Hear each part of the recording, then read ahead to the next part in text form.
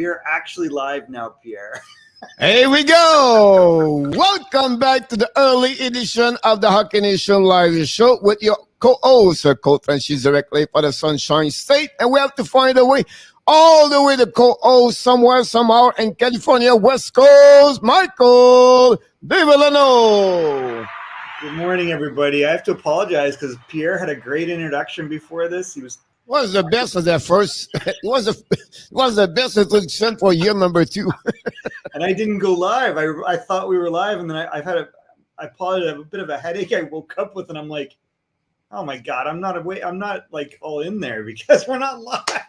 We're not live yet, but we all know that's the beauty of that one over there. So, look, first of all, we want to thank everybody who joined the show last night. It was great celebrate the first anniversary of the Hockey Nation Live show. Like we did a couple of milestones. I think we never thought we were going to reach at some point, or only after 12 months, Michael, where we did a show in the morning. Then the last 6 months, we starting to change a little bit, like, you know, the live stream play-by-play. I think that changed a little bit the YouTube channel we have. And then finally, the ad channel, one more live show tonight at 9 o'clock. That I think during the off-season change also. So it's good to see this. And, you know, we're learning. The process of this is learning every day about how we can become better, how we can bring more contents. And I think the people are really really the one make that channel better. Without them, it's impossible to have a good time, first of all, to love what we do every day, to show up here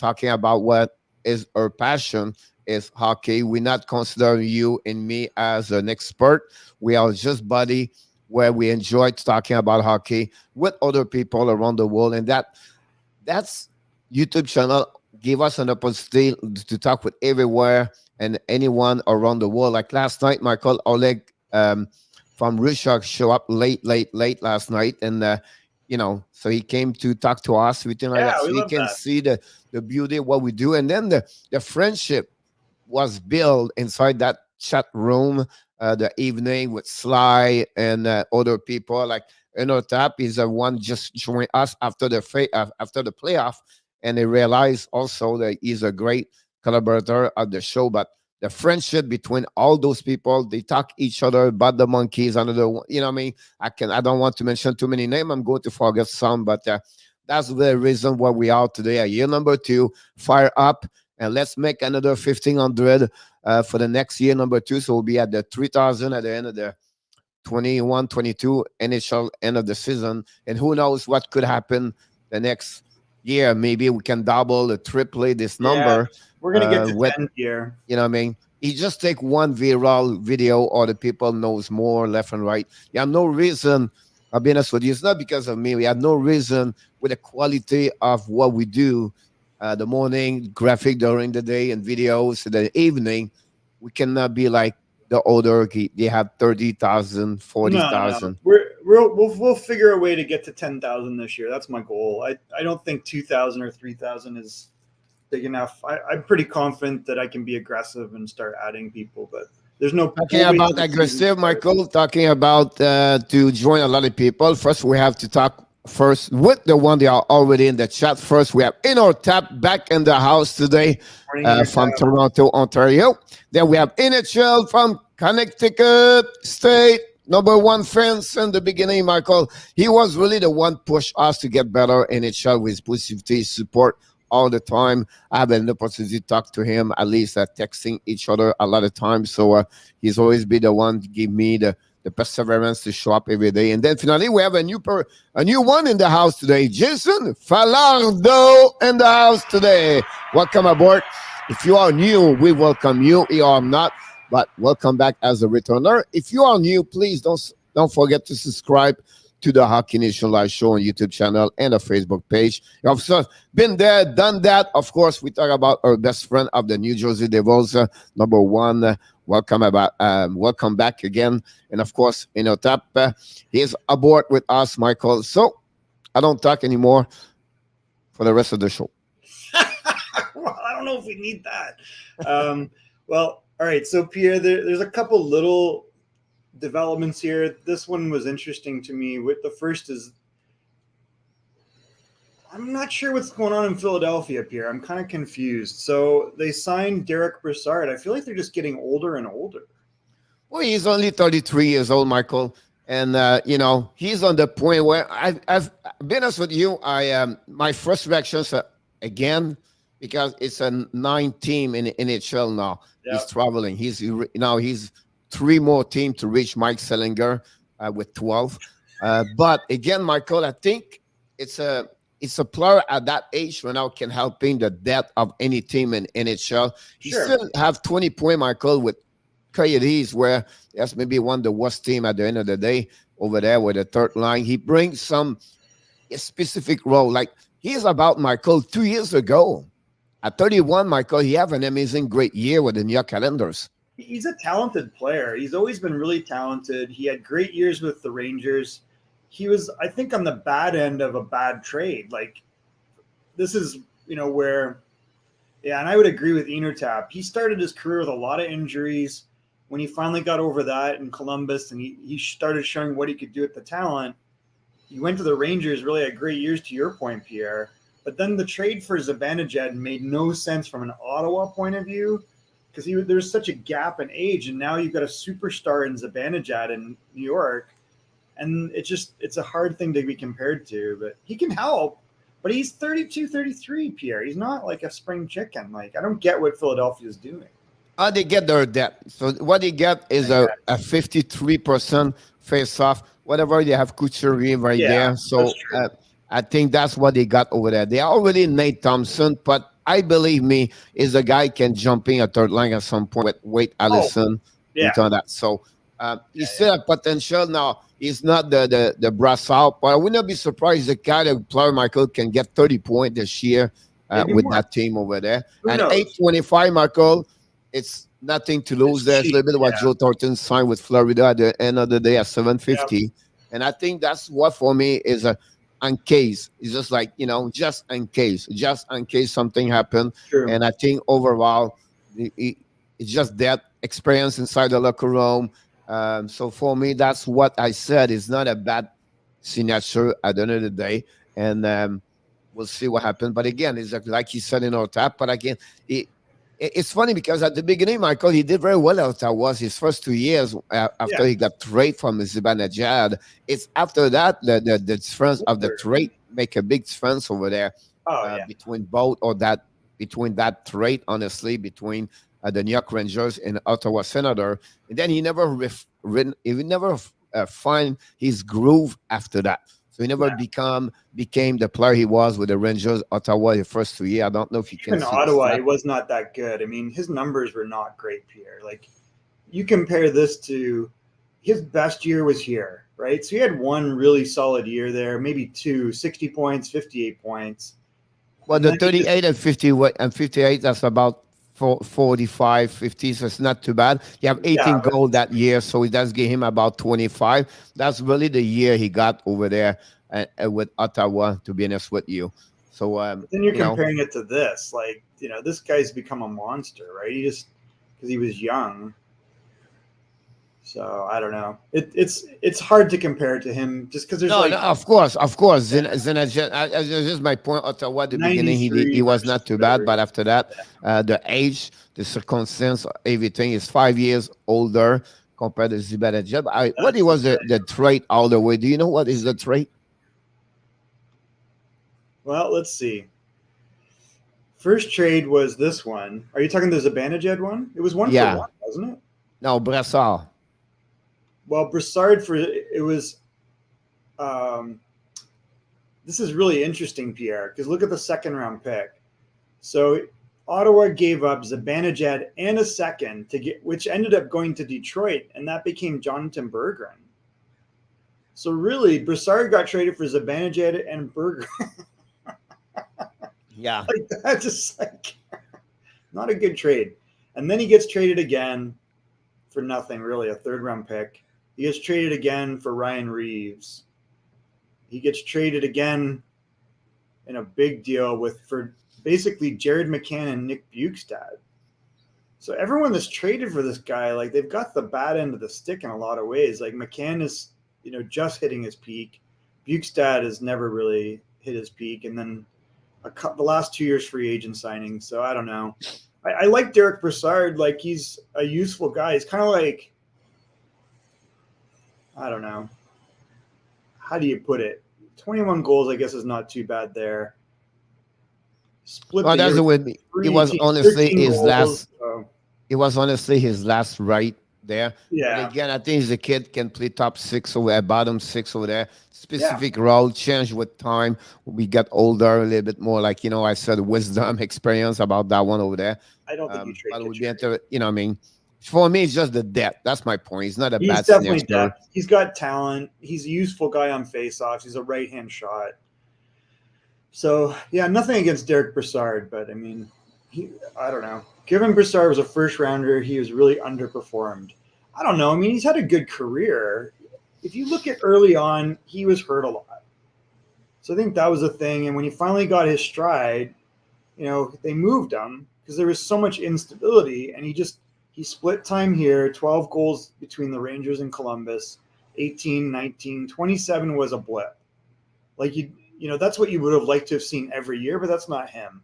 14 goals. He had 21 splitting between Ottawa. And then it was 13 goals splitting between 3 teams. And then he's been Islanders and Arizona and now Philly. So he's been. Yeah, but before the last 3 years, I'll be honest with you, Michael, he's more like a 40-point average with about 15 goals per season. That would be the number. Now he's not at that same age. So he's more like he did with Islanders, a 32-point, 35-point, maybe 30. That's what 10 goal he can get about that. Yeah. The Couturier situation in our top is this part. The Flyers will have to take a decision with him because he become a UFA, what he's going to do for upcoming season. I can't believe how old he is now. What? I didn't. He's 28. It's crazy because he's a 92 birth year. I didn't realize how old he was now. Yeah. So I don't see him go nowhere. I'll be honest with you. I don't see why the Flyers would trade him. Why bother? At 29. Can he get a 7-year contract over there, $7 million? I think it'll be reasonable. I think it'll be great. He's their center number 1 over there. So I don't see why the Flyers will get in return. Now, they can get a trade in return if they are going to the rebuilding. Yeah. I'm not sure that's the next direction they're going to do. Doesn't feel like it. Selke like 2 years ago. He's a great two-way player. You didn't expect him because of the way his career started. He was a very good defensive player on the third line, and you didn't expect him to hit 30 goals a year. And he's shown the last 4 years his career changed a lot, right? 31, 33, 22, but 18 and 45. Michael is another 23 goal over there, so he's another 60 points, 65 points. So I don't see what he's going to do. Hey Pierre, can you play the breaking news sound? I'm sorry again. Can you play the breaking news sound? I heard that right now.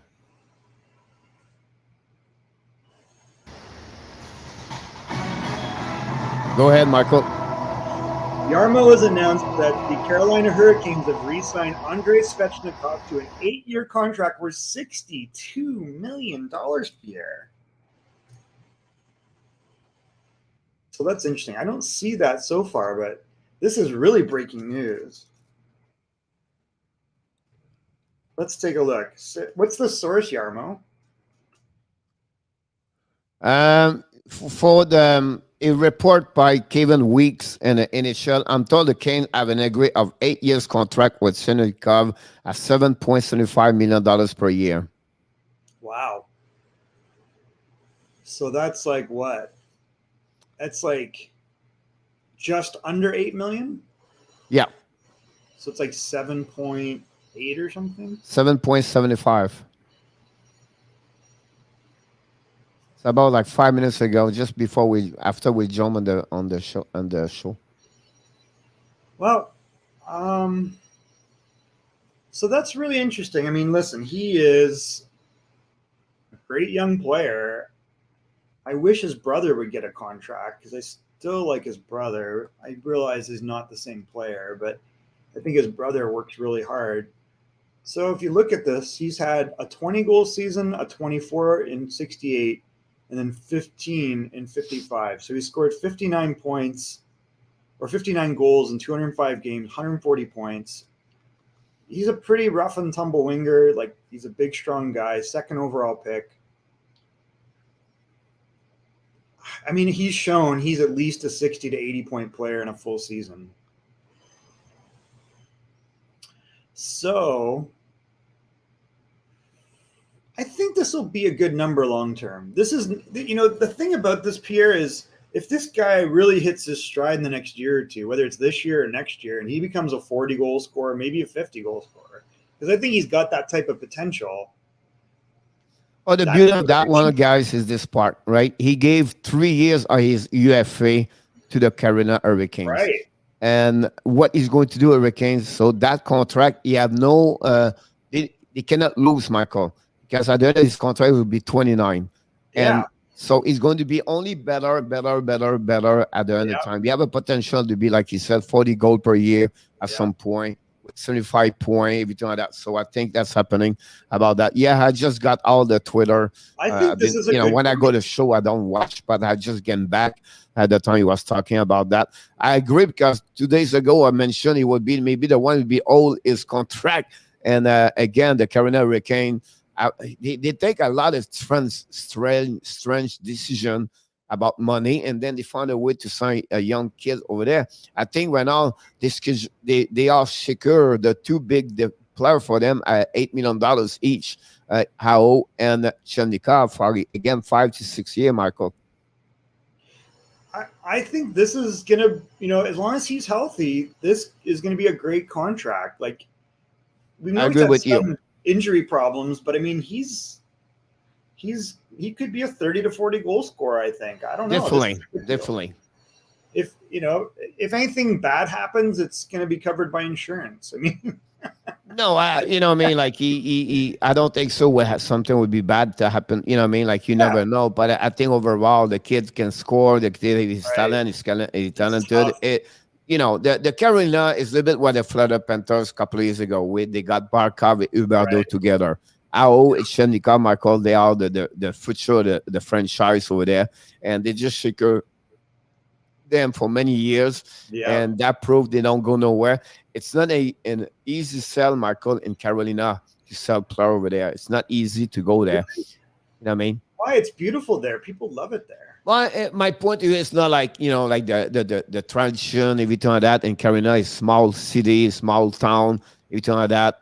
That I don't want to be that way, but the university over there is not like, so they have a lot of things right there. Raleigh is not a great place to live, to be honest with you.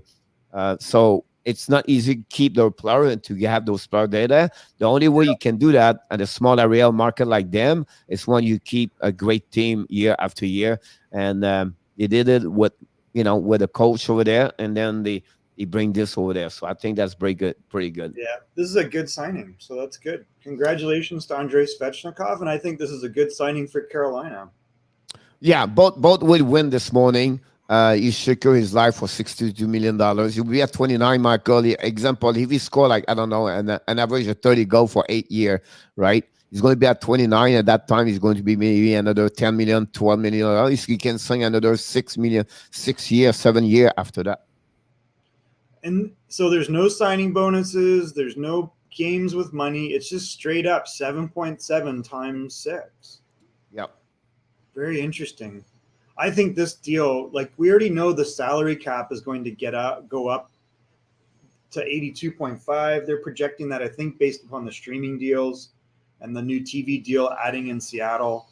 So I think if your cap just keeps going up and eventually hits 85 or 90, this deal just gets better and better. Definitely. Yeah, pretty impressive. All right. Some of the other news that we saw, Tuukka Rask, we know sounds like it's going to come back. He said he wants to play for Boston, which I don't think surprises anybody. He's saying he would play for cheap. He would be a cheap goalie. Now, we know they made 2 signings in the offseason. One was Ullmark. I'm trying to think. What was the other goalie they signed? No, Swayman was already there. Swayman was already there. And Swayman looks like a great goalie, like the Alaska goalie. He looks like he's going to be there for a long time, but he is a young goalie. Yeah, no, they disclose bonuses. They have to. So I think this is straight up 7, unless something changes. Well, from the Twitter account and the cap friendly, it's straight up. over there Straight right now. up. Like that's. Good morning, Chainsaw Man. Thank you for joining us on season 2 of the morning show on NHL Hockey Nation Live.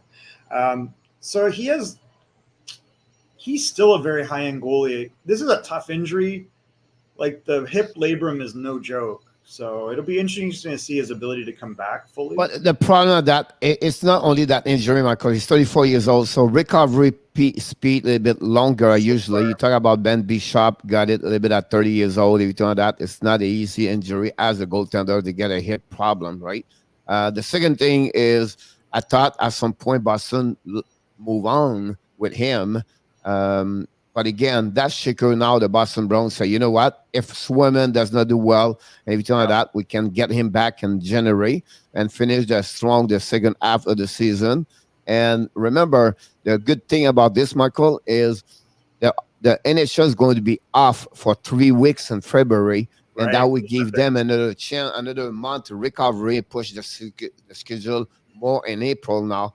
So overall, I think that's good. And to hear that, look, I'll maybe give $2 million per year for the rest of the year. That'd be good. So, I mean, it would make a lot of sense to have him back. You don't want a 3 goalie situation, but Swayman can afford to wait a year. However, Swayman may not wait a year. I mean, Swayman looked like he was ready, so it's going to be interesting to see.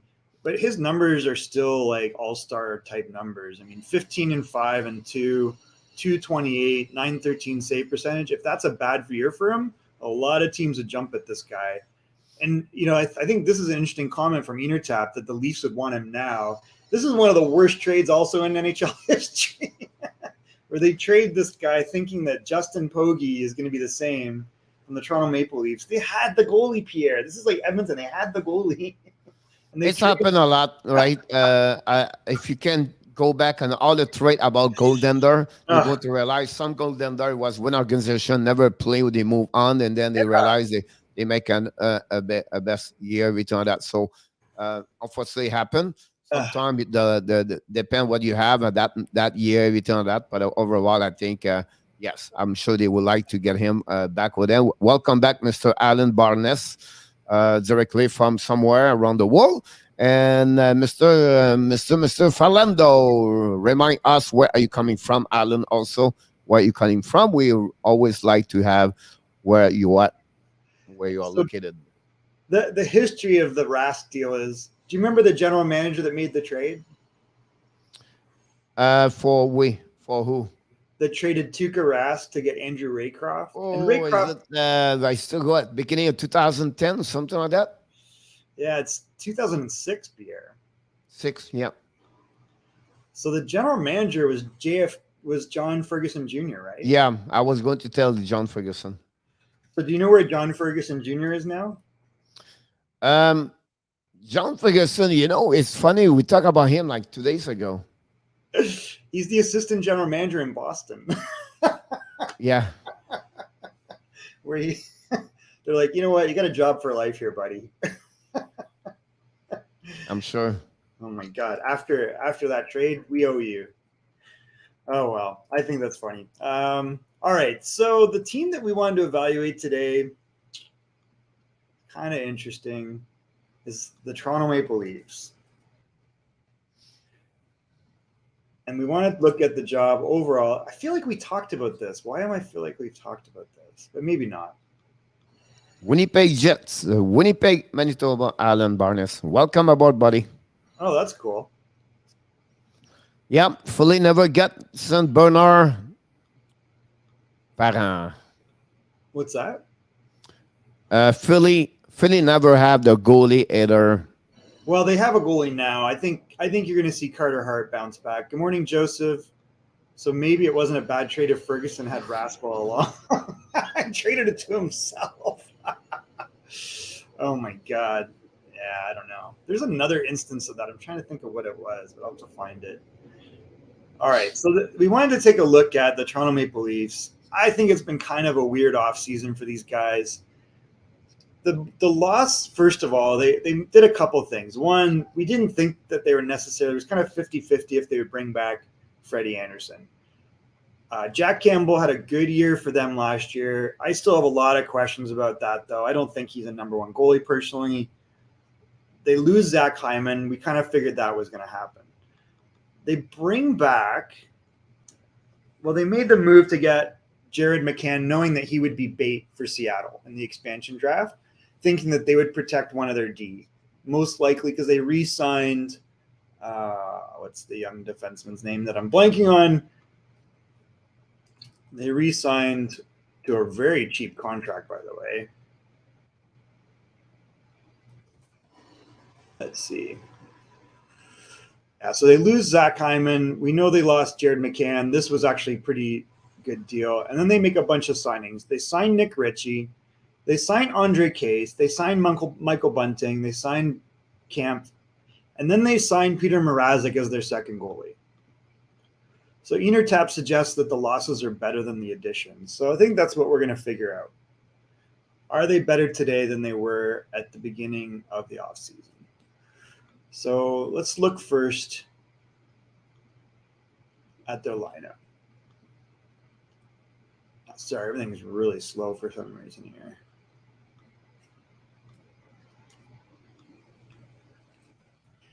But I kind of like the Michael Bunting. He was coming around. He had like 10 or 11 goals in like 20 games. Nick Ritchie had 15 goals, so he had a kind of a breakthrough year in a shortened season with Boston. I thought he was coming around, but they made the decision, knowing that they wanted to re-sign Taylor Hall, not to sign him. So maybe this is a bonus to Toronto. The big issue with Nick Ritchie is he's a big guy. He's not super fast, but we know he can shoot the puck and he can score. So it's a weird signing given the overall team speed, but maybe they're indicating, hey, we want to be a heavier team on the wing. So that's an interesting one. I'm not sure he'll play with Matthews and Marner, but that's kind of where they got him slotted here. They managed to keep Alexander Kerfoot. I think he's a more effective second line center, but you see him penciled in here on the wing. I'm not sure that's where he'll end up being. Mikheyev, we think we saw last year what he was in a bigger role. He is not able to score in the NHL on a consistent basis, but he's a good playmaker. He's kind of like a guy that can play with better players and not hurt you. So that's interesting. Bunting is interesting for me, Pierre. He showed he scored at every single level. And he's not like I don't know, they say he's 5'11", maybe he is. I think he's a little smaller than that. But, he looked like he had a bit of a breakthrough when he got an opportunity in Arizona. He scored big in the AHL, and he scored at every other level he's played at. They bring back Wayne Simmons, which I like, but I think you're going to see him out for periods of time with injuries during the full year. We know Andre Cass has had injuries, but he's a talented player. Like, Boston had him slotted in the top two lines before, so he's capable of playing with better players. Tavares knocked out in the first round of the playoffs, still been recovering from the knee injury, had a concussion. William Nylander at times looks like a star, but he's got a lot of problems defensively. And then you look on D, though. They're very deep on D still. They've got to figure out something with Morgan Riley. TJ Brody, I think that signing worked out very well for them. And he's pretty reasonable now at $5 million. Like, this contract looks cheaper and cheaper as these other defensemen signed for $7, $8, $9 million. Jake Muzzin was a great pickup. I really like him. Justin Hall's been very good. He's not young, but he's a very cheap defenseman. I think he's like $2 million, Pierre. We'll take a look at the cap. Rasmus Sandin and Travis Dermott. That's who I was thinking of. So Rasmus Dermott. And then Enertap brings up a name that is not on this list, which is Jason Robertson's brother, who I think Nick Robertson is very, very talented. And I think that he should be in this lineup sooner than later. Where you see Kerfoot, I could see him slotting in very easily. They've been cursed by first-round playoff exits. They're not a super tough team in the past. They try to bring in Thornton. They retained Spezza at a very reasonable contract. This is interesting, Pierre. They signed Curtis Gabriel. I mean, I got to think this is another really tough player that could pop up into the NHL. They keep Pierre Engvall. I think there's a lot to prove here still. I mean, too many first-round playoff exits. They do a PTO with Josh Hosting. I don't think that's going to be anything. But they still have a lot of really good young players coming up. Like they've got Rodion and Amirov. Liljegren, I'm not sure will ever really pan out. So I don't know. Overall, it's tough call for me. I think that we judge them by the fact that they keep getting knocked out in the first round. They have to keep Riley in your top. They don't have anyone unless you really think Sandin is going to replace him. But even then, why would you not keep this guy? I think I would move aggressively. The window is now, but I don't know if it is now. Because what they've done is they've tried to retain down the middle these young players, with the exception of Tavares. And you've got to think Tavares is still he's only got 4 years left at 11 million. Even if they retain 3 million on this guy, which would not be the end of the world, that saves them 8 million. They could put some of that towards Morgan Riley at round 9 or 8. So there is a way, and I think that the GM has shown he's very creative. Worst case, they sacrifice a William Nylander, who's pretty reasonable at 6.9. He's actually paid less than that. This contract actually appears pretty cheap now. Because I think the actual money is like 6 and the cap at 6.9, right? He got a whole bunch of money up front, but it's averaged out pretty well. So, the problem with him is not his offensive talent. I don't believe in the goaltending personally. I'm not sure what to make of this team, Pierre. I think they have a lot to prove. I think the good thing is, they've got these 3 pieces in the middle. Morgan Riley, Austin Matthews, Tavares could be in or out just because of age. Marner, and then you still got Nylander. And they just show that they're willing to move pieces around it, but it has not translated into anything other than, I think Tavares before Nylander opens up a lot of money. And that's kind of what I'm thinking tap. Like, I think that this is the guy that if things don't work out this year, this is the guy that goes. And I think they work to keep Morgan Riley. I don't think you let Morgan Riley go. I think that they would move out a whole bunch of other money just to do that. Because I don't know how you get a Morgan Riley in the open market. It's very tough. Overall, though, I think some of this is based upon work that Lou Lamoriello did over 3 years to put a foundation in place. I do not like the size of these contracts. Like, to have 3 players at over 10.9 million, it's crazy. Like, you look at the deal, obviously Matthews is an elite player that can score 40, 50 goals. So I get that. Marner's numbers are very good. I think that, he's going to look real expensive real fast if he doesn't perform in the playoffs. But he is a very high-end talent. But he's a 20-goal, 60-assist guy. Maybe he's a little more than that. Yeah. His best season is 26. So I think this is more of what you'll get from him, right? This indicates he could score 30, but then you got this, like, big goose eggs 2 years in a row. So I don't know. Pierre, what do you think? Overall, what is your feeling on the job of Kyle Dubas? Is he at risk at all of being moved out as the GM? Yeah, first of all, I want to mention something happening. So the Cap Friendly just sent a Twitter. The contract of Svechnikov, $2 million this year with a $4 million signing bonus. Then after that, he got a $7 million, $9 million, $9 million. Then after that, he got a $10 million and then a contract with 10 team straight lists, $7 million, $6 million, and $8 million. So this year, his AAV is really low overall because he signed a bonus $4 million. So I just want to mention to you about that's really the situation. Okay, so they updated this to get off.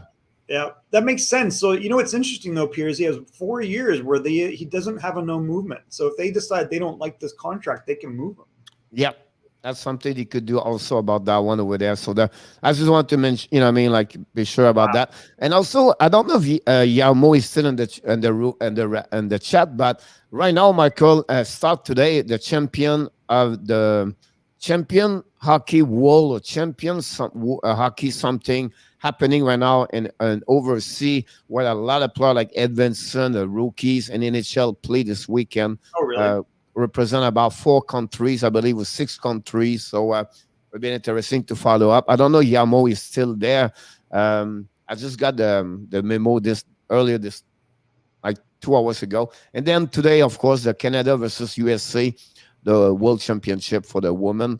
That's something happening. And then the QM will go to start their preseason training camp very soon. So a lot of hockey guys is coming right now, and we're going to follow up with everything around the world about what is the, how the game like that. So this will be on NHL TV in the US, and Canada will be on TSN. Yeah, So I think it was at 1:00 Okay. today. So this one, and then the overseas, the game is at like the next 2 days, 26 to 29. So a lot of players, everything like that, and will be interesting. Where do you see that? I got all those information on Twitter. Is the champion? I don't know if I keep the. Here we go. I got this with there. Go to championshockeyleague.com. Oh. It's called the Champion Hockey League game. And this website gave me all the location, what I want. I can watch the game live or live stream, anything like that. Interesting to follow this. I just want to share it with you about. I know we talk about Toronto, but I think it will be something like that. And a lot of stuff to talk about. This is about Toronto. First of all, earlier in our episode, the window is getting close. I'll be honest with you. This is the last year of Dubas behind the GM as a GM. If Toronto don't go nowhere, he's going to be fired right away at some point. If they start with bad year at the beginning of the first 3 months, I would not be surprised he lost his job, Michael. That's how it is right now on the situation with him. So that would be really interesting to follow this for the team. The only player they can trade is Jonathan Tavares. The rest, they cannot really trade anybody else. And the second thing, they will have to sign Morgan Riley. They don't have a lot of players like Morgan Riley in the NHL, Michael, at the type of player. Now, if you follow everything going on around the league, everybody get $8 million, $9 million as a defenseman. So you have that kind of money about that. Now, on the flip side, they're losing a couple of $1 million next year because you're losing also Kerfoot for about 3.5. So Riley make $5 million. They still have a bottom line contract with what they have. But I think what someone said this week, I think Ronnie Odette mentioned this, sometimes you need to separate the business side with the relationship or the friendship, whatever they call it, and they have to trade John Tavares. That's something they have to figure out very soon. He's 30 years old. He still have a couple of good years. Whatever they could say, you know what? We're going to give him and maybe retain $3 million, example. That's what I was thinking. For the contract. They get him at $8 million, and I think they can get solid returning about that. A first-round pick for sure, a good prospect, and maybe another good player over there at $3-4 million. So that we're helping them. If they stuck like that, this is the last season with the big four, what they call them, the big four over there, the four guys. They have to figure out something else after that. It's not, and Nylander, Michael, because he's so cheap, you cannot let him go. He is cheap at what he makes and what he does. So for me, that's what I see. That I do not like all the different transactions they make during the off season. I don't like the situation with the goaltending situation. This could be really bad over there if Campbell cannot be the Campbell he did last season. And Nathan check, guys, you don't get a great goaltender. You get a good goaltender, but he's not a top 10. Whatever you say, but 2.12 last year. Listen, look what he did in Toronto with Detroit before that, and look what he did at the beginning with Carolina. And I think the number don't show exactly really who he is, because I don't think so. He's solid goaltender, like the top 10 in NHL. So he's a little bit erratic, like game in, game out. He played big, some big years in Detroit. He looked like he was going to be a great goalie.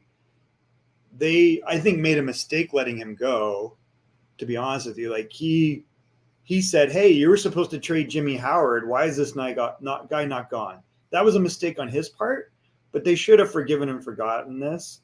And because he was the best goalie they had, he came back with Carolina real cheap. And he's had a solid career, but he's not like a number one. I mean, Yeah, that's my point. He's an average number one, I would say. Yeah. He's not like, so carry on the team. I don't see what happened with him. So finish my stuff. After that, they took a chance now. They have a chance to Richie, Case, Blonding over there, right? So they will see what happened over there for their lineup. And then they have Robinson. So they have four players right now to figure out who is going to be at the spot of Hyman and who is going to be on the left side of the Tavares and Allender. And then the third line, Michael Kerfoot worked, but Mikheyev and another guy with him, Engvall, does nothing. They cannot score.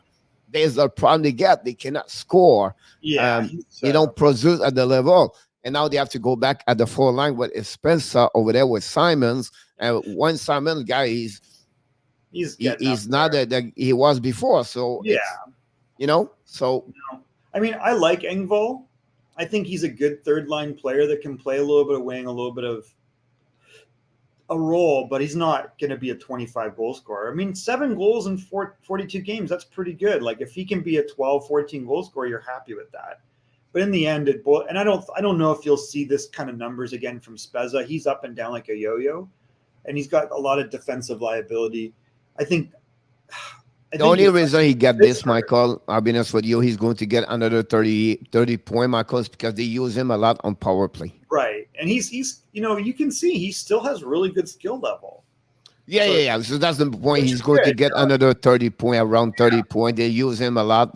He's not like a normal 4 line, in my point. He's never been a speedster. So I think that's the thing. His game was never based upon being a great skater. So I don't think his game's deteriorated that much. He can shoot the puck. He's big body. He's got hand skills. So I think this is a useful player. I like the Travis Dermott contract. That's incredibly cheap. I think this guy's capable of playing top 4. And I was a little bit on the fence. Like if I'm Seattle, do I take Jared McCann, which they used as bait, or Travis Dermott? So I think it's a win for them. I think Enertap said something interesting. Let's see if I can find it. He suggested, maybe if you're Toronto, do you try to get Tuukka Rask? And I don't think you would go there, but you never know. No, I don't think so. You never know. The reason I said that the Dubas was not nice. It was not great. And I think overall, I don't think so he would be there. And then Lamoriello and Perry Trotz and I don't think so. That's the kind of player they were. And then the problem, Michael, also, they already have Barzal at $7-8 million. Now you get another one at $8 million second center. Does not work. All right. Enertap's saying Tavares to the New York Islanders. Yeah, I think that would not surprise me, actually. Because it's not like they didn't offer him a contract. Like, they tried to keep him. He made the choice to leave and go to Toronto. So if he's going to be traded, I would not be shocked to see him go back to the Islanders. I don't know how they fit it in. They have no money there, Michael. That's the problem. So for me, Svechnikov just locked up. Thank you, so Brad. No problem. Oliver Kapanen and John Mezek are in that tournament. Thanks, Johnny. Yes, they have a couple of young players over there. I love a lot Jan Mizak, to be honest with you. People, he's under radar in the Montreal Canadiens. But watch him, because I'm telling you now, the next 2 years, Mizak will be a part of the Montreal Canadiens with Shea Farrell. So the other question is Sheldon Keefe. They move out a world-class coach in Mike Babcock.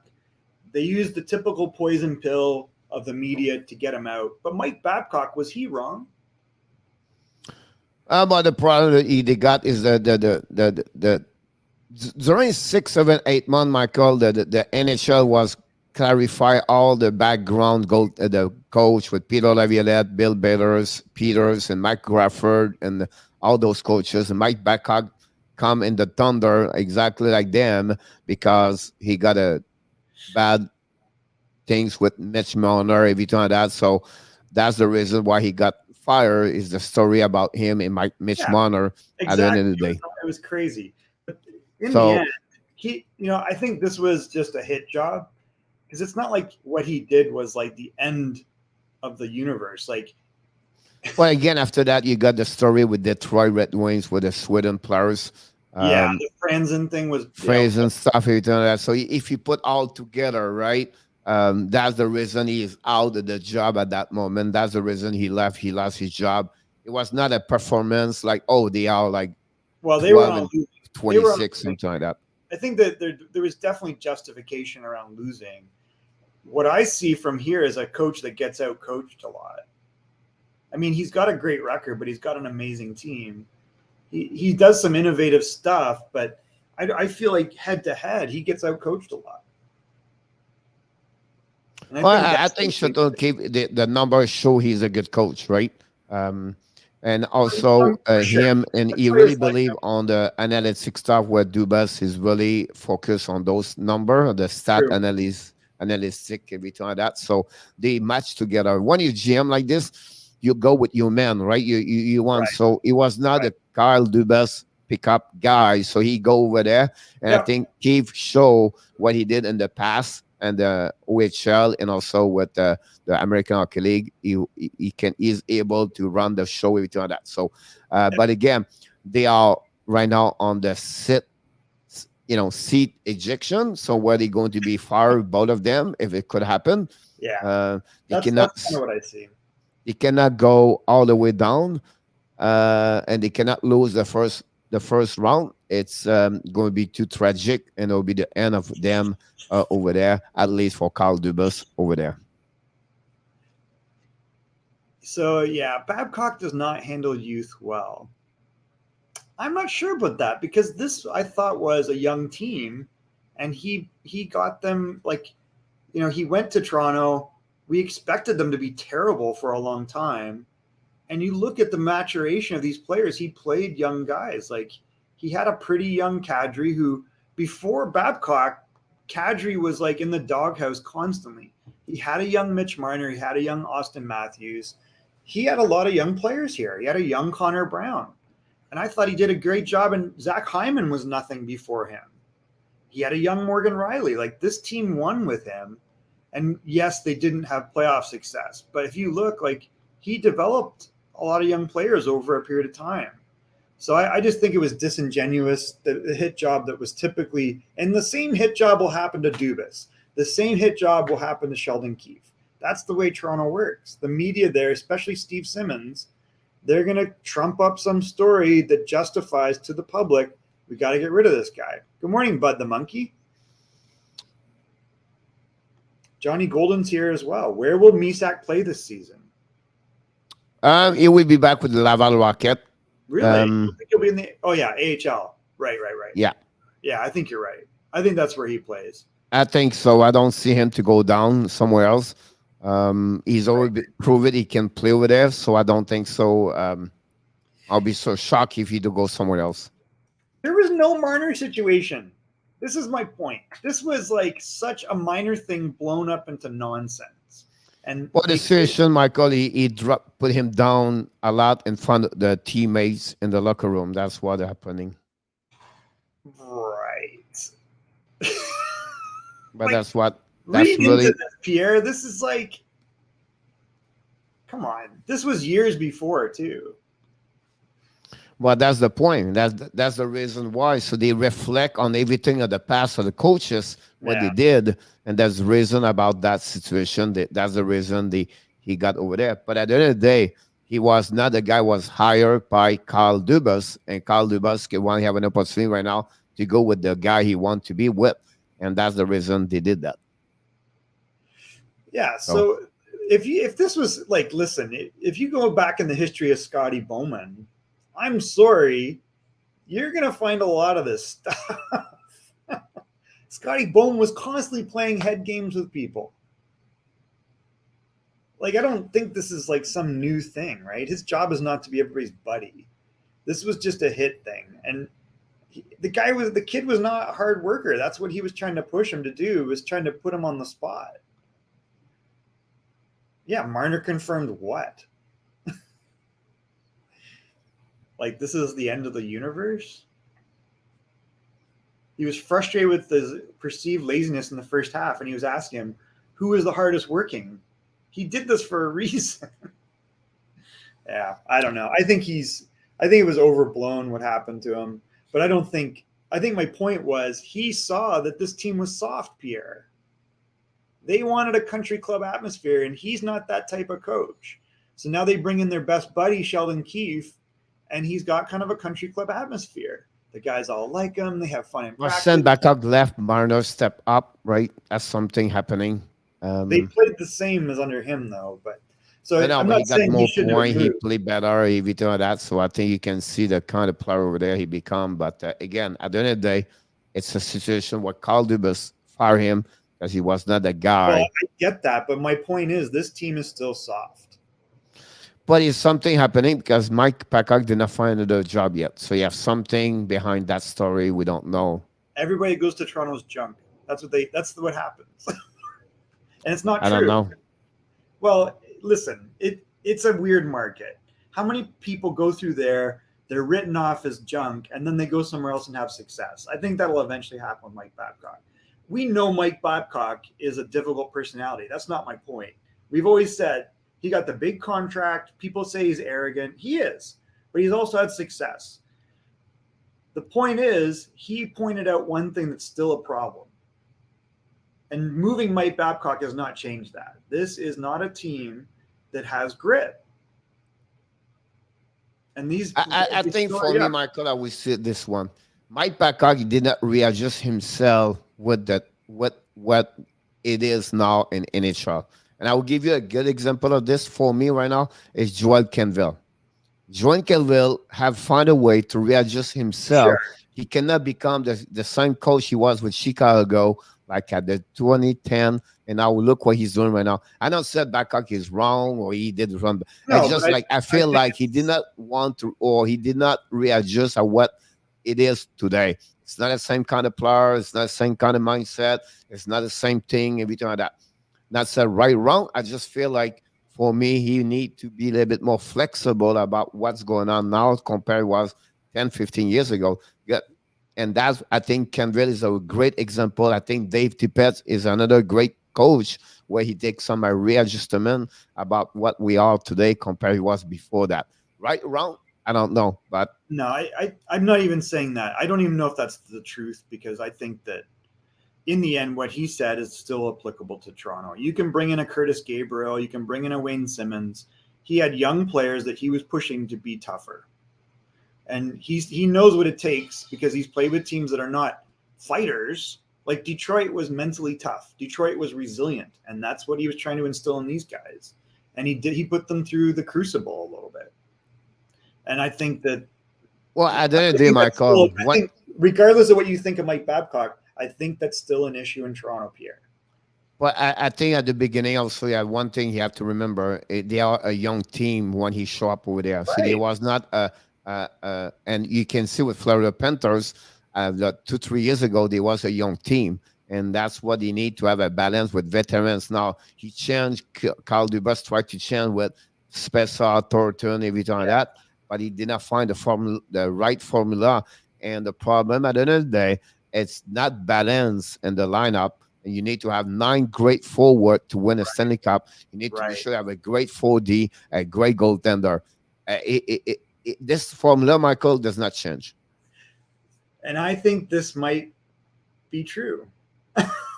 Inertab says the mistake of the Leafs was to keep Dubas instead of Lamoriello. Because we see Lou Lamoriello's gone to New York. He's put in a hard coach. So here I would tell you the story about something I know perfectly. I know this true. I would tell you I have to go now, but I would tell you one thing. I know one thing. Around the table, you have Shanahan, you have Dubas, Mark Hunter, Lamoriello, Jacques Lemaire. Yeah. Lamoriello run the show for 20 years in New Jersey, right? Yeah.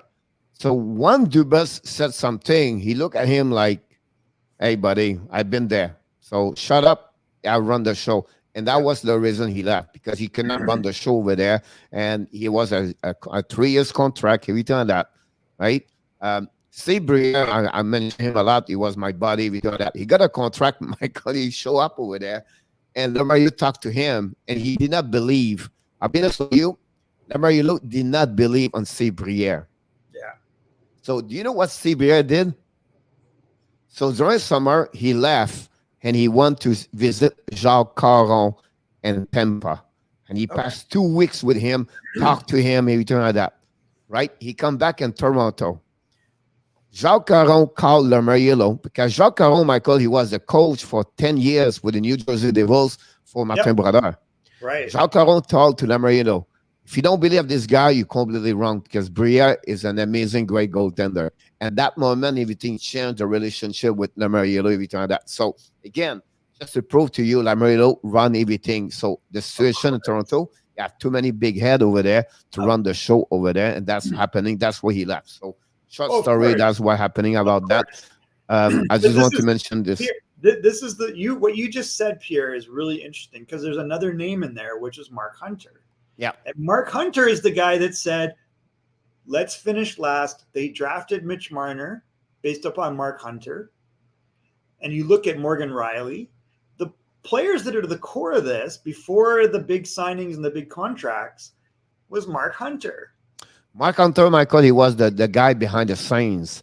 That was everything and nobody. And what happening? They fire him after that, and then they keep Carl Dubas and Lamoriello out. So this is such classic Toronto. Go back to when you had Pat Quinn and Ken Dryden. And they pit them against each other, and who do they end up with? They get John Ferguson Jr. They get Mike Smith. I think one guy we talk a lot about underrated. I think Pat Quinn, Michael, was underrated. Oh my God, yeah, brilliant hockey guy. The players loved playing for them, and he made great transactions. A lot of stuff's going on in the chat. I don't know if we can pick up a couple of questions before we go. So it says, who's the locker room guy with the Leafs? Simmons, I like Simmons, but in the end, Tavares people will listen to. Matthews is very soft-spoken. Yeah, Spesso, Michael, can step up over there with Tavares. Tavares, at the end of the day, you have to remember, he's a great leader. Whatever happening, Tavares is a great leader. Sure. And he carried on the team. He turned that you can see the time he was hurt. People love him. Teammates have a lot of respect for John Tavares. For sure. To be honest with you. Yeah, I don't disagree with that. But John Tavares never got it done either. So I think it's a good question because I think it's still, they don't have that one guy. I like Muzzin, but Muzzin was never the guy in LA. He was one of the guys. Yeah. So and so to Bada Monkey, yes, he's going to be fired if they don't make it the round. And you would be fired if they don't make the playoff, by the way. Oh, yeah, for sure. Ronnie Odette says the difference is the coaches are coaching babies. And I think this is the thing. Detroit had a culture of winning, and Babcock just continued on with that. And he learned from Detroit, from the great coaches, including Scotty Bowman, who is a mentor.